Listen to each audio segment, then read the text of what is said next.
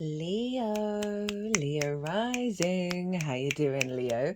This is your reading for the Scorpio new moon that's happening on the 1st of November 2024.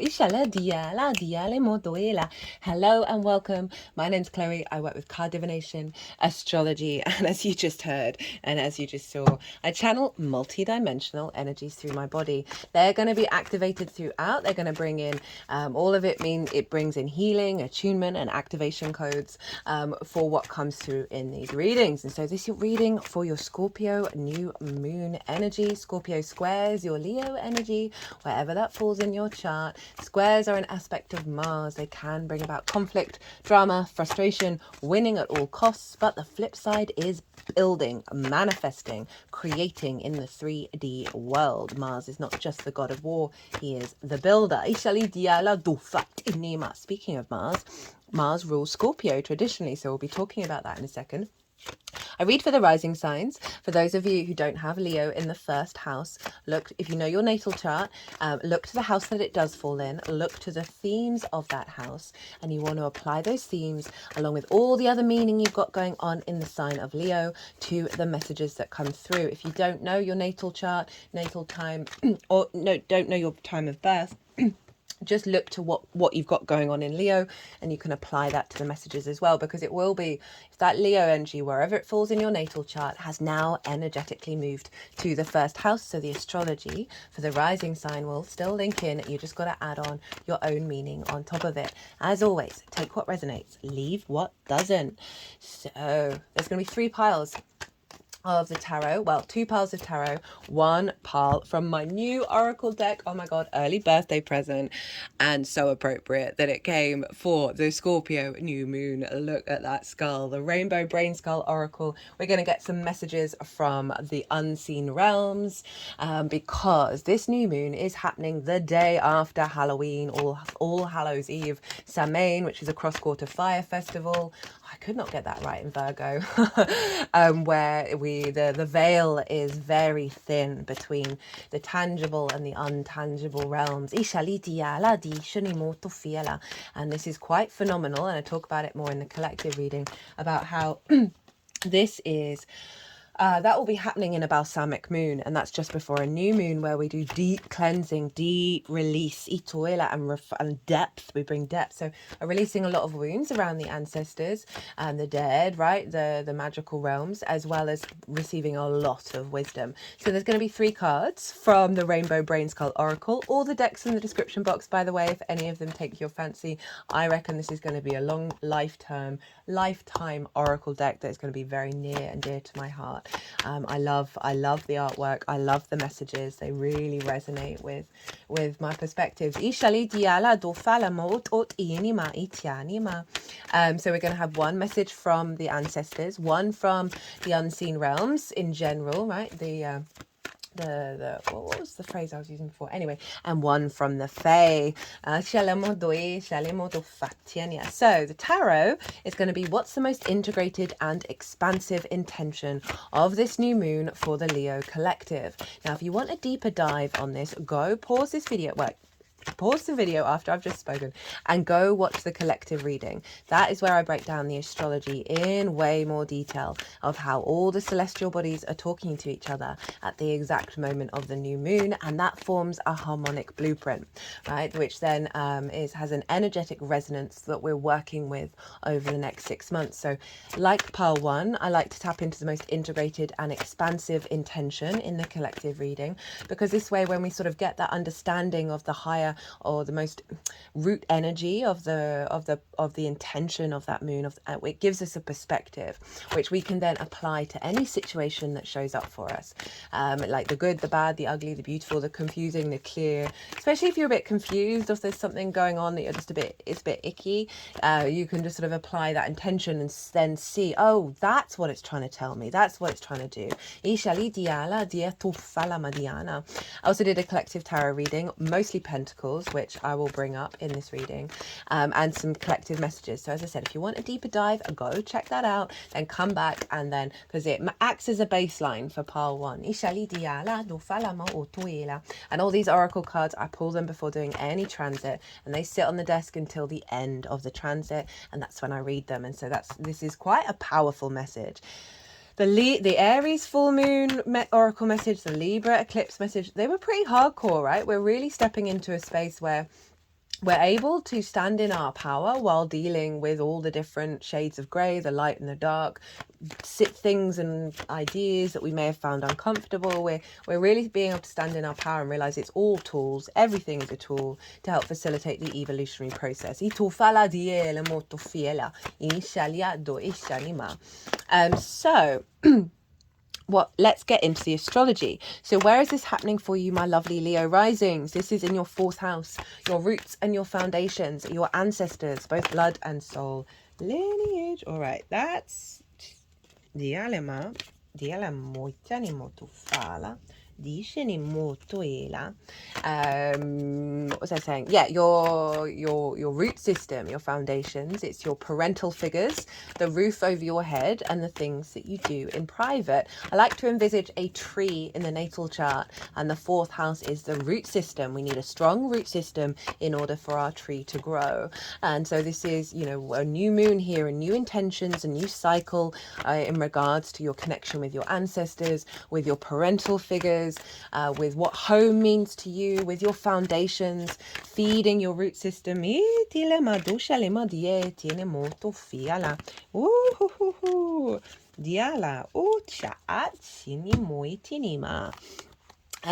A really, really powerful energy with the 4th house. It squares your 1st house of how you embody yourself. It's an angular house. Angular houses are 1st, 4th, 7th, and 10th. They are the pivot points of the natal chart. So when we get transits here, they can pack a punch. They really can. Whether that's, like literal big stuff happening, or the shift creates big change. Now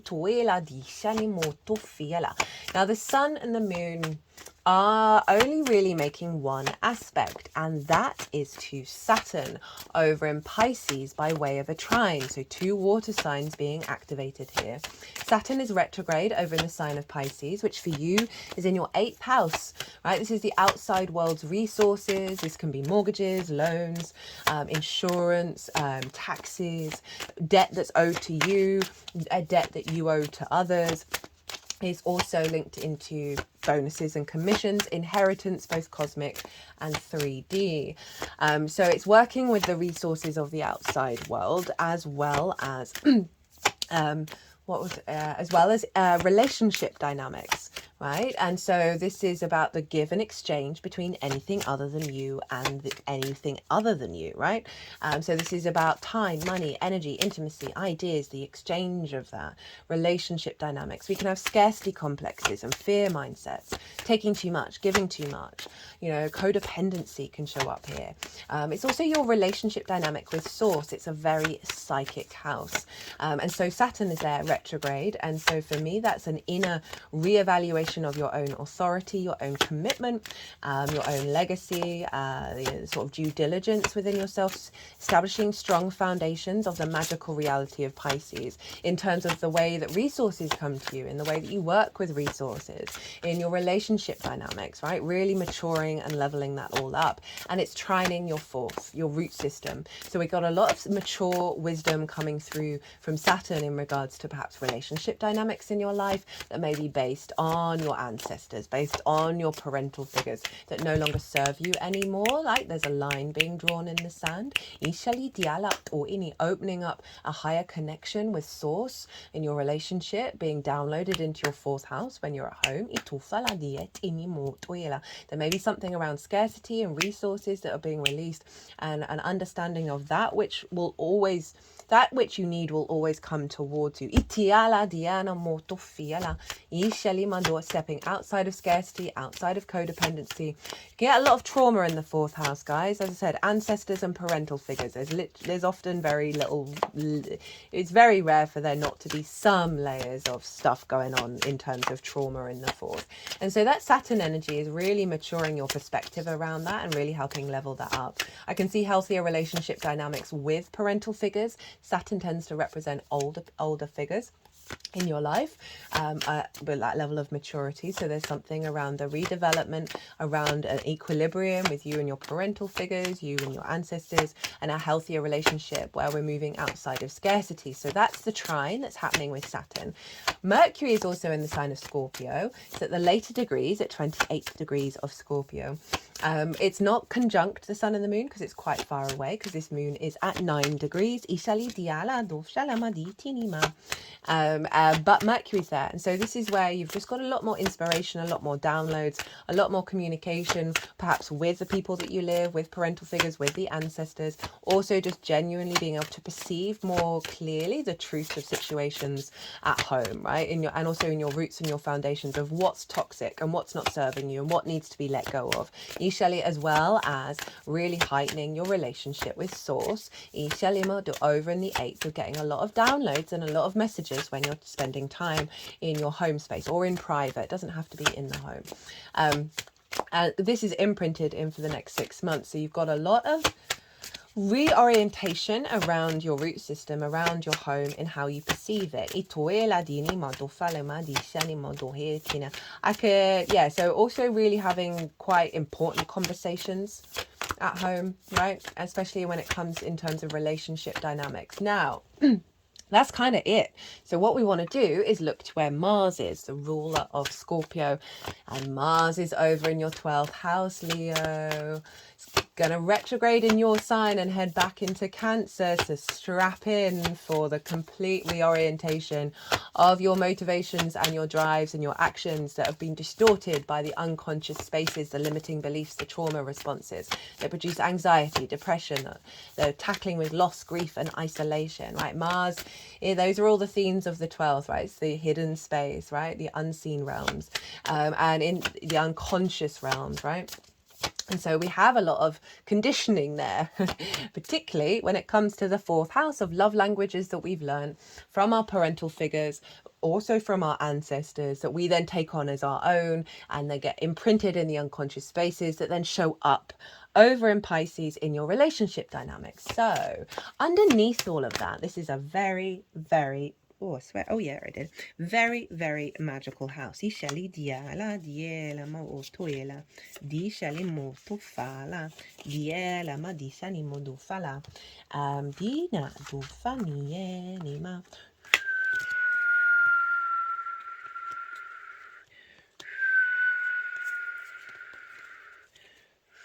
Sorry, I'm just, the energies that I work with, they are just moving things around. Ichalima doe tinima. Ot, ot, ot, ot.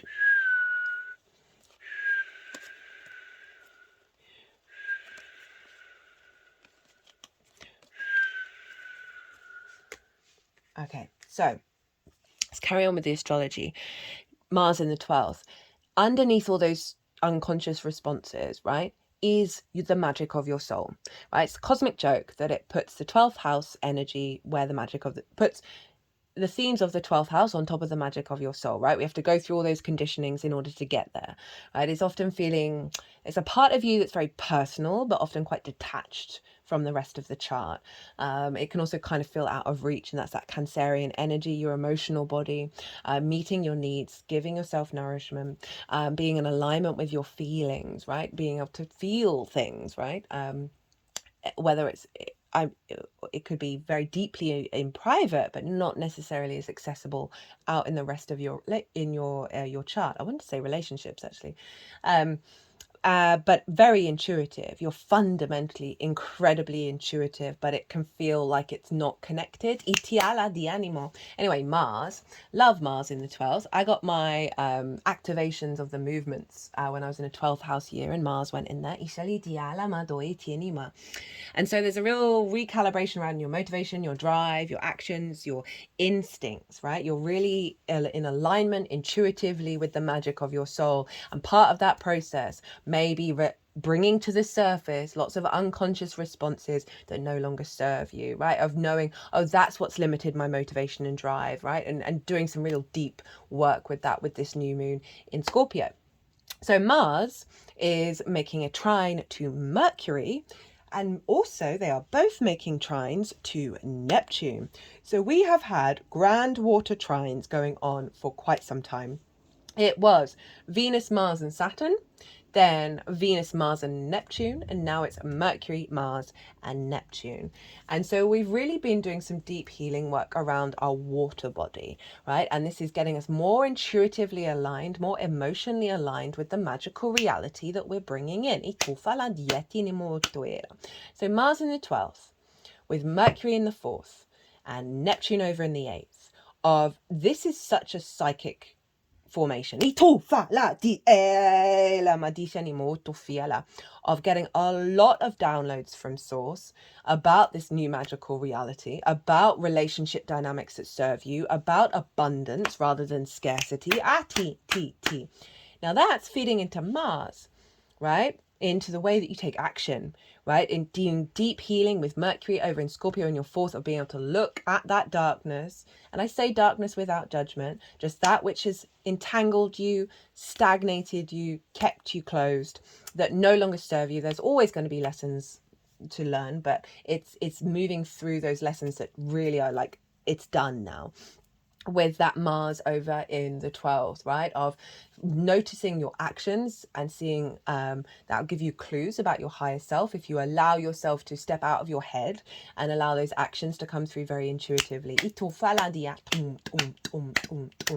I can also see this as a recalibration around relationship dynamics, not just the magical side of it, although it is also very magical, of words, perceptions, ideas that were said to you when you were younger, Mercury in the 4th, that have imprinted into your motivation, your drive and your actions in the unconscious realms of Cancer of the 12th house, that have diminished your relationship dynamics, right? Neptune's sorting all of that out by often revealing these things and bringing them to the surface of stepping into abundance, stepping into the magical reality and the openness to give and receive in a way that's really healthy for you.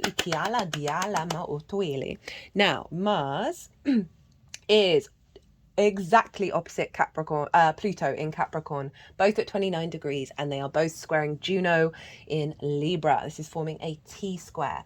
Now, flip side for Mars and Pluto in your 6th house of work, how you work, physical health, routines, right? Pets and co-workers. So it's about collaboration and also acts of service, right?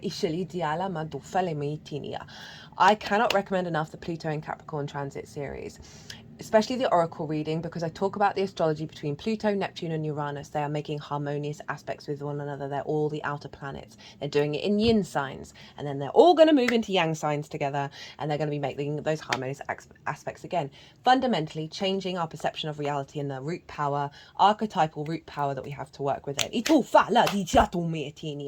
So there's that going on. So Pluto's in your work house, right? Re-transforming any fears and worries and frustrations around work, around co-collaboration, around taking care of your physical health, routines. It's the adult in the room, and it's opposite Mars. And so this can bring about distorted power dynamics, conflict, right? Fears, worries, obsession, control, in order to bring it to the surface and release it, because what they're actually doing is building a very powerful innate id root power and a magnetism to bringing the magic of your soul into the way that you work, right? Bringing that into harmony. right? Your motivations, your drive, and your power working together, putting things into the physical realm from the magical realm. And that's going to be release a lot of anxiety and fear and worry about the actions that you take, right? A real confidence within yourself.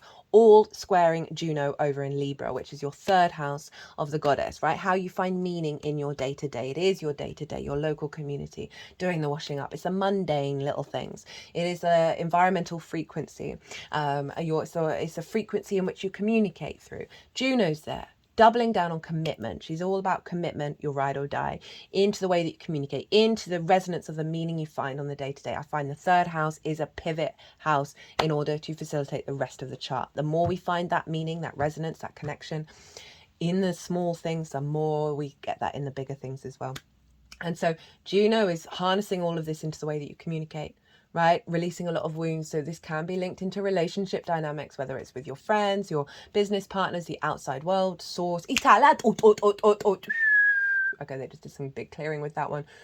Romantic relationships, a real strengthening of what's coming through is going to work in the practical world as well as the magic of your soul. They're coming into combination, so you're able to commit to that on a day-to-day basis. And so all of this is infusing into this moon of getting new nourishment in your root system, of starting a new cycle of your foundations, so you're able to build.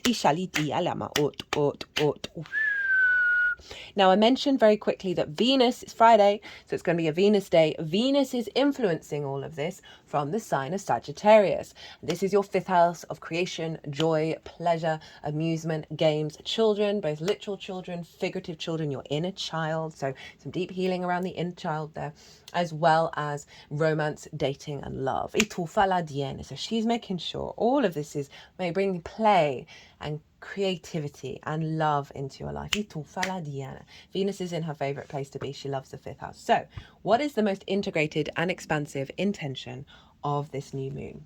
We have the Five of Swords in reverse, the Two of Pentacles in reverse, the Six of Pentacles, and the Magician. Now, we got a lot of pentacles in the collective reading, which was really fascinating to me, because what it was kind of suggesting is all this work that we've been doing with the grand water trines, which is really elevating and bringing deeper wisdom and opportunities and ease to the water body within us. We're now going to be able to, because of that, because of this new moon, really begin to create from a place of abundance in the 3D. So that's the pentacles, because of this Venus energy. In fact, the Empress came up, as well as the Magician and the High Priestess. So Five of Swords and Two of Pentacles in reverse. So this new moon is releasing conflict, releasing the bully and victim mentality, the winning at what cost, but the Three of Swords, right? Really discordian competition energy that doesn't serve anybody, right? Those cycles of the victim and bully, right? That may be things that have happened in your early years, things that have happened with your ancestors, and simply you're just doing battle in your mind, in your home. Perhaps your homes on and off in your childhood was very conflict orientated, and that's got recreated. Just had this vision of like certain of your roots have been doing battle with the main part of your root system, where there's been a drain of the energy.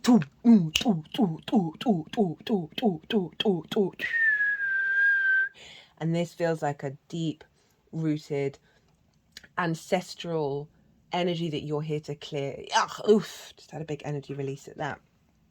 Okay, because it is the ancestors and it's parental figures, so it's often a lot of wounds around them. And we've got the Two of Pentacles, and this is all about the Two of Pentacles for me in the upright is a hamster on the wheel, right? Go round, round, round, round, round, round, round, just stuck in that wheel, stuck in that loop of survival. Both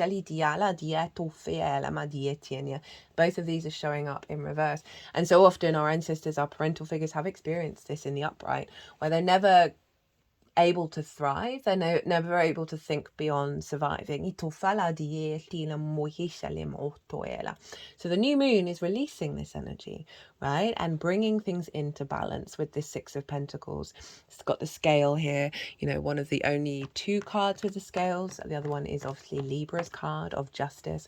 And this is moving beyond scarcity, right? It follows the Five of Pentacles of being left out in the cold, being isolated. There's support coming in, right? You're able to then start operating from a place of thriving. Because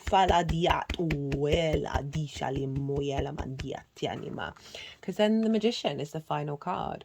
I love this for the fourth of like the Magician is aware of everything around it and knows everything is a resource in which to create and manifest from, right? As above, so below. So this recalibration, this may be your internal fears, your worries about, are you safe? Are you secure? The fourth house. We think about relationship dynamics, right? Those dynamics of conflict that always cause heartbreak, of constantly treading water because you're the one giving, you're the one doing all the things, right? And things never really going into that lovely play state when it comes to relationships where there's healthy give and receive, right? So this is letting that all go, those unconscious responses, and a rebalancing, right? A real rebalancing. Again, Pentacles, so we can go to Pluto, of bringing things in that work.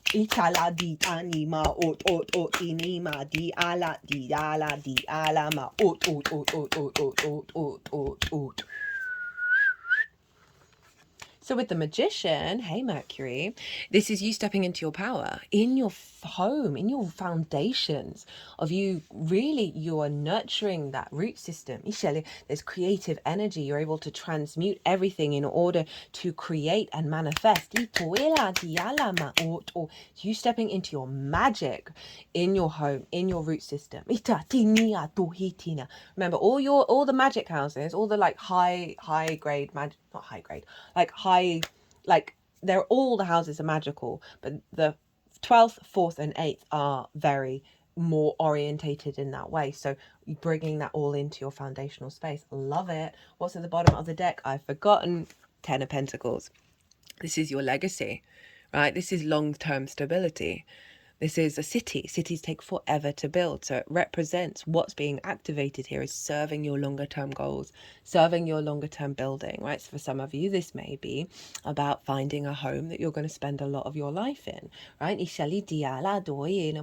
Or your awareness of your root system now supporting your long term growth. Because I feel like there's some big, like those roots that were fighting, right? And keeping you in survival mode. That's being the energy that's coming through with this moon is healing that, which is allowing more frequencies to come in that match this. Now, you see here we've got the nuclear family and they're in quite plain clothes, and then we have the elder and esoteric symbols. This represents the spiritual and the mundane, right? The physical and the metaphysical, and they are working together. And when we do that, that's when we step into balance. That's when we step into the Magician, who is here in the 3D, creating not only from the 3D into the 3D, but via, right, that see that double pointed wand, right, of drawing source and the wisdom of the earth through their body, right, into union, right? How to amplify and work with this energy. We have the 6 of Cups, 6 of Swords, Judgment, hello Pluto, and the Page of Cups. So 2 sixes. I like this a lot. This is the biggest house in tarot, right? This represents moving beyond the grief of the 5 of Cups, of that which is lost. This is really making peace with the past, and it's not just your past, it's the ancestors, your past soul lineage, right? Things that have happened to your parental figures, things that happened to you when you were very young. Finally seeing the flowers growing from that compost, feeling very safe and secure, right? So this is what it's calling you to focus on, right? Step into this space, see the wisdom, see the overflow of those flowers, see that all things do change and there are reasons for everything that we've experienced. Get into your emotional calm and stillness. Really focus on, say there's a bad situation that's happened recently, right? And you're raging about it. It's not about denying the rage, but use some part of yourself, you're a multifaceted being, to look at, okay, what is this teaching me? What am I learning from this, right? And how can I see those flowers? For some of you, maybe go plant some flowers. I know it's autumn here in the northern hemisphere. Maybe plant some vegetables that are going to come up next year, or have some house plants. Bring flowers into your home. That might be a really lovely thing to do around the new moon to honor the ancestors. got a yes from that. Now I'm going to do. It might be about creating an altar space to the ancestors and giving them flowers, giving them abundance to help this process of the realignment of your root system. Yeah, definitely lots of messages and lots of gifts coming from the past. And when I say the past, it's also the future of like soul family and things like that. A lot of wisdom coming through from the ancestors and being aware of that. And as I said, create a little space, a little altar, maybe with a vessel and some flowers coming out of it. Spend more time in emotional. It doesn't have to be thinking, but like tap into your feelings, especially when you're feeling really good, and send that to the ancestors. Did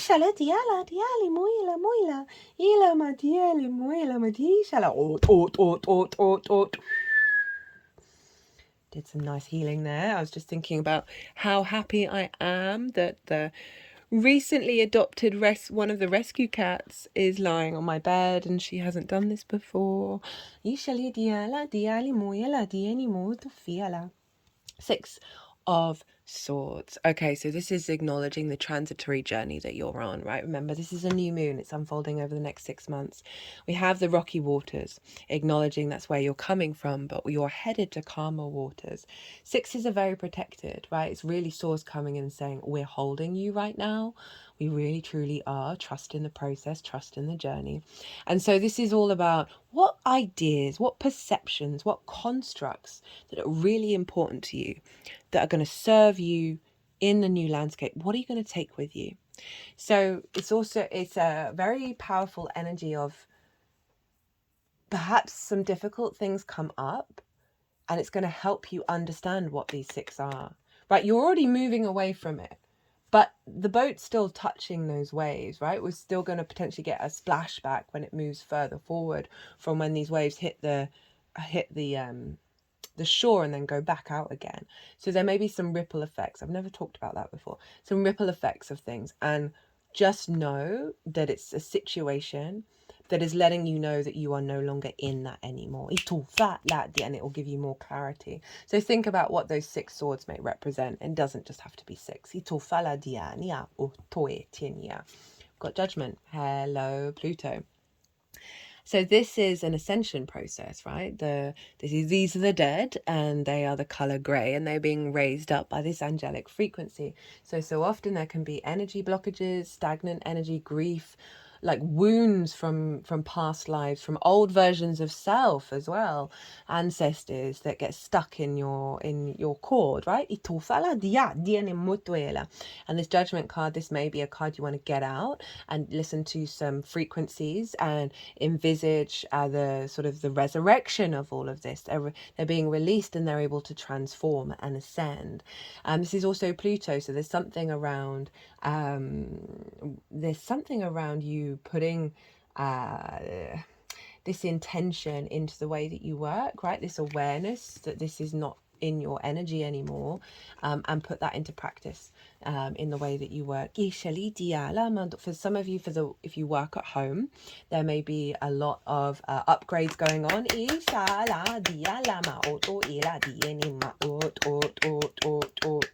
But it is highlighting the process that's going on and being mindful of it and aware that there is higher perspectives coming in as this all unfolds. I've got a lot of energy on the back side of my body near the root and the sacral chakra. Scorpio rules the sexual organs, so that's linked into the sacral chakra of our creation energy, right? So this feels like a real cleansing, clearing, healing of fear mindsets in the root and blockages, and it's not the back, so it's the past, blockages in your creation energy of your ability to create from your foundational space.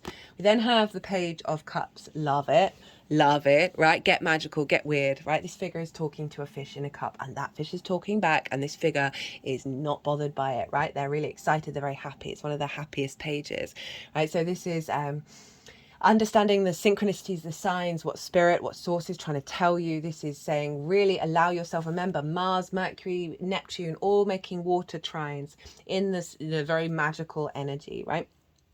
Mars opposite Pluto funneling into Juno of communication. So there's something here about really opening yourself up to source, opening yourself up to the weird synchronistic universe that we live in, right? The magical reality that we live in. Start communicating in that way, right? Start communicating from a place of love. Feed that to the ancestors. Feed that into your home, that frequency.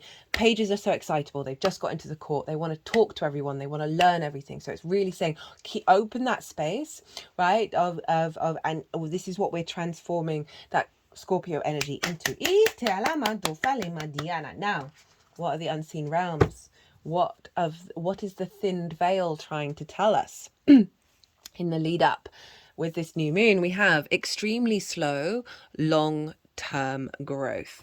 Now, as I said at the beginning, this is my new, I think it's going to be a lifelong oracle deck. I resonate so strongly with it. The artwork is so good, and it's kind of blunt on the cards, but then it's not so much in the book itself. So I kind of like that initial harshness of the Scorpio energy. Obviously it's got the skull on it as well, but underneath that Scorpio energy is this desire for love, really. Are you cultivating fleeting happiness or deeply rooted eternal bliss?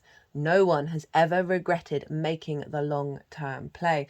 That's that Saturn energy influencing this moon, of a mature way of processing relationship dynamics, your relationship with source, resources, that may have been limited, that have meant that you've been perhaps in addiction mode.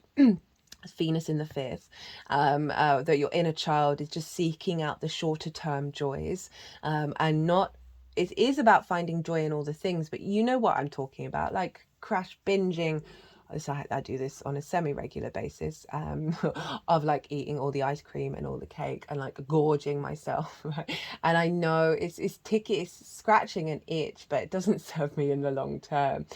This is also focusing on longer term integration of what bliss, what your creation energy means to you in your foundational space, and perhaps being quite blunt and quite real with certain things in your life that aren't serving that. And like it's saying, no one ever regrets the long-term gain. So this is really having trust in the process. Now, what are the ancestors saying? What are your ancestors? What is it saying? It'll never be perfect, so I'll leave it blank and let the earth slowly consume me. See what I mean? Like it's quite cool. It's so, I really want to find out the natal chart of the author of this book. Oh my God, this deck makes me so happy. Perfection is, by definition, unattainable. You can aim for perfect, but ultimately it is the imperfections that will make it unique. Make art without constantly criticizing it. After all, if you don't make stuff, there is no stuff, and we all love stuff. So your ancestors are basically saying, get on with your life. We got Venus over in the fifth of creation energy, right? So there may be something about putting every day, maybe not every day, but whenever you feel called to intuitively to do something creative at home, right? And that doesn't just have to be art. That can be anything that is just sort of sparking you a bit more joy without worrying about how it's going to turn out, right? And what's going on and what the consequences of this all. I've been saying that how every action that we take is an act of abundance. Right, is this sense of stuff, is this sense of creation energy. And so this really is saying, it's about moving away from procrastination, right? And allowing yourself to have imperfections, and allowing that root system. There we are, there it is. So having Virgo in the second house, which means your values may have a desire to be utterly perfect, right? And so it feels like that part of the root system, because obviously the predominant energy comes from Scorpio, but it feeds into the bottom half of the chart. And that Virgo energy, we've been doing a lot of work on it, but it just feels like, because this is a very Virgo card, of that's a particular root that's kind of been fighting the main root head, right? And helping release that.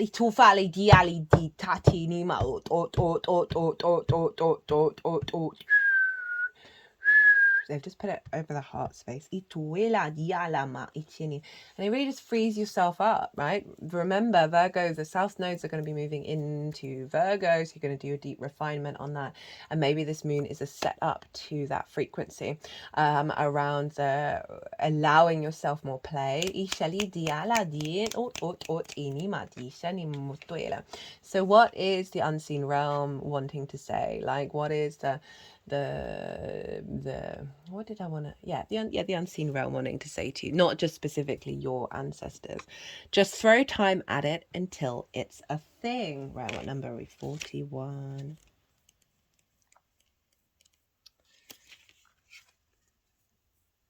Take advantage of how quickly time can go by. A little bit of action every day adds up quickly. Rome wasn't built in a day, but look how quickly it all came and went. This is building on this, right? Of allowing yourself more play, more joy, more imperfections, really resonating with the capacity for Scorpio to also be quite fixed and intense. I am feeling like it's letting a little different side come in. And remember all the pentacles that came up in the collective reading. This is about building in the 3D world from a place of abundance. So it's those mindful actions that we're taking on a day-to-day basis that has a more creative orientation. And awareness of time and how we can relax. What are the Fae wanting to say? Throw stuff at walls, see what sticks. So this is just repeated themes here. If nothing sticks, hang out in the pile. Oh, I love that. All very similar energy. Just do it. Just do it, Leo. Reflect on your past decisions without judgment. Noticing previous patterns may be the key you need to unlock your best future. Look at old notes, photos, and messages. That's tying in with that judgment card as well, where it even says judgment in the thing of old versions of self and not being in a state of you've got to be perfect and shaming those old versions, because there's some wisdom there. And there's also, I feel like this is a lot of clarity and wisdom, perhaps by observing your own actions, where you'll get a lot of support from the ancestors, or just generally getting straight up messages from the ancestors about how, and that will help unlock how you move into your future. Just throw time in it, just throw stuff at the wall, see what sticks. If nothing sticks, hang out in the pile. I love that. Yeah, that's just, again, being very creative with your understanding of what your root system means to you and allowing this new frequency to come in.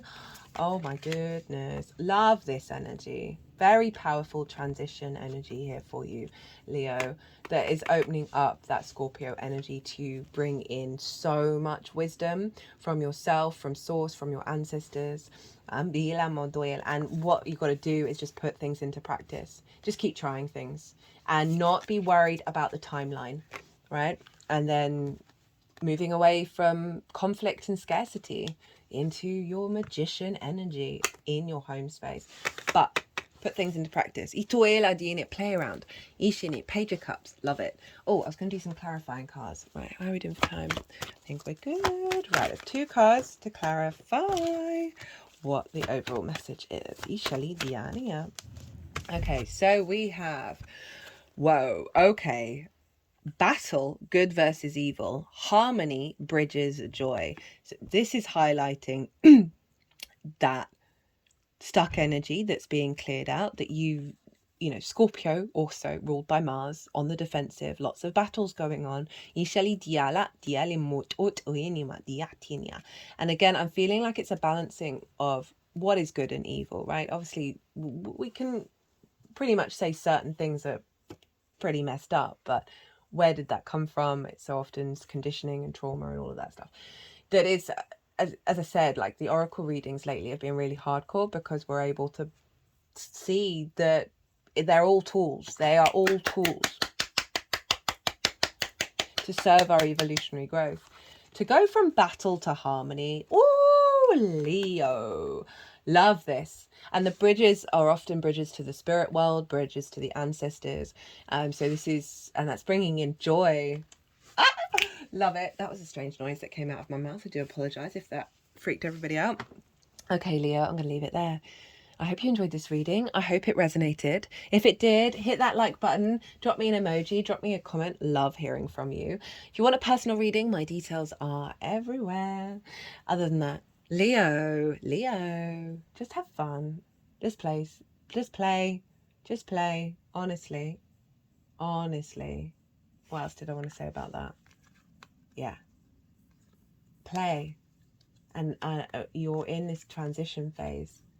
And I really don't want you to judge yourself or worry about what, why, how, when. That's a very strong message, right? With the long term at the bottom, with the 10, both long term. That 3 of Swords and Ras. I